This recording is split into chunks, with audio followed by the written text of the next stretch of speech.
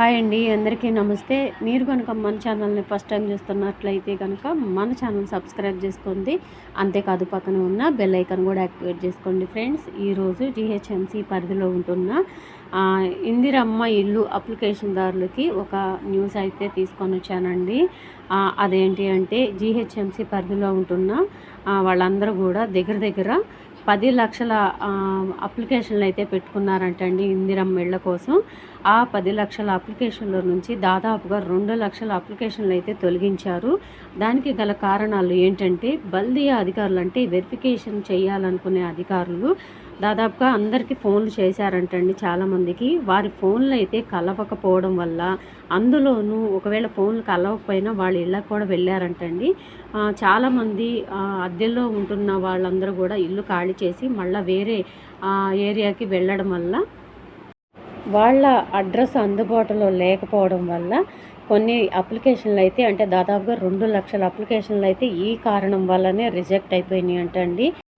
అందులో L3లోకి కొంతమందిని రిలీజ్ చేశారు, అంటే L3 కేటగిరీ కింద కొంతమందిని వేసేశారు.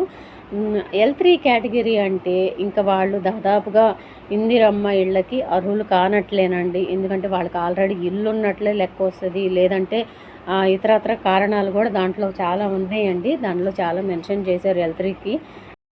ఆ అప్లికేషన్లు రిజెక్ట్ అయిపోయినాయి కదా అండి. ఆ 2 లక్షల అప్లికేషన్ రిజెక్ట్ అయిపోవడం వల్ల వాళ్ళందరినీ కూడా L3 కేటగిరీలోకి వేసేసారంట అండి.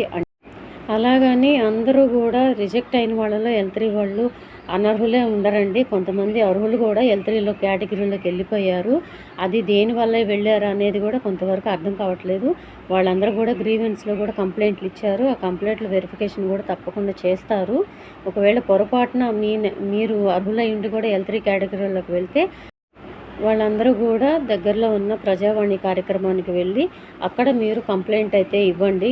మేము అర్హులైండి కూడా మాకు L3 కేటగిరీ ఇచ్చారండి అని చెప్పేసి అని మీరు ఒక కంప్లైంట్ కూడా పెట్టుకోవచ్చు. అప్పుడు మీకు ఆ కంప్లైంట్ని వాళ్ళు వెరిఫై చేసి మీకు తగిన పరిష్కారం అయితే ఇస్తారండి. ఇంకొకటి ఏంటంటే, ఈ L3 కేటగిరీలోకి కొంతమందిని వేయడానికి దానికి గల కారణాలు ఏంటంటే, మెయిన్గా కొన్ని మన ఇండ్లల్లో అయితే ఉండకూడదండి. అవి కండిషన్స్ పెట్టారు కదా ఇందిరమ్మ ఇళ్ళకి.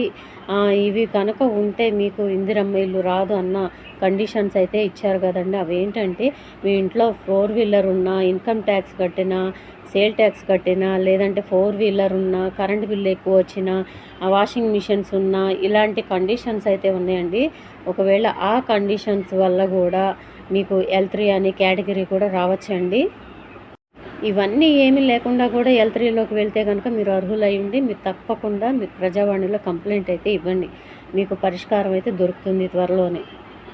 మొత్తం మీద L3 కేటగిరీలో ఉన్న వాళ్ళకి ఇల్లు అయితే పక్కాగా రాదంటండి.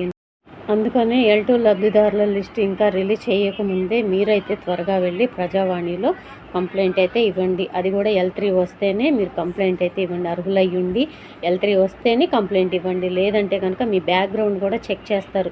మీరు వెల్ సెటిల్డ్ అయితే కనుక మీ ఆధార్ కార్డు మీద చెక్ చేస్తారు. అవన్నీ కూడా చెక్ చేసిన తర్వాత మీరు అప్లై చేసుకున్నా కానీ మళ్ళీ గ్రీవెన్స్లో కంప్లైంట్లు ఇచ్చినా, లేదంటే ప్రజావాణిలో ఇచ్చినా ఉపయోగం ఉండదండి. మీ ఆధార్ కార్డు మీద మీకు ఏమేమి ఉన్నాయో అన్నీ చెక్ చేస్తారు. చెక్ చేసిన తర్వాత మళ్ళీ రిజెక్ట్ అయ్యే అవకాశం ఉంది. మీరు అర్హులు కాకుండా మళ్ళీ మీరు ప్రజావాణిలో ఇచ్చినా వేస్టే. సో ఇదండి ఈరోజు ఇన్ఫర్మేషన్. ఈ ఇన్ఫర్మేషన్ కనుక మీకు నచ్చినట్లయితే మీ ఫ్రెండ్స్లో, ఫ్యామిలీ మెంబర్స్లో దయచేసి అందరికీ షేర్ చేయండి. వీడియో నచ్చితే కనుక ఒక చిన్న లైక్ ఇచ్చి సపోర్ట్ చేయండి. Thank you.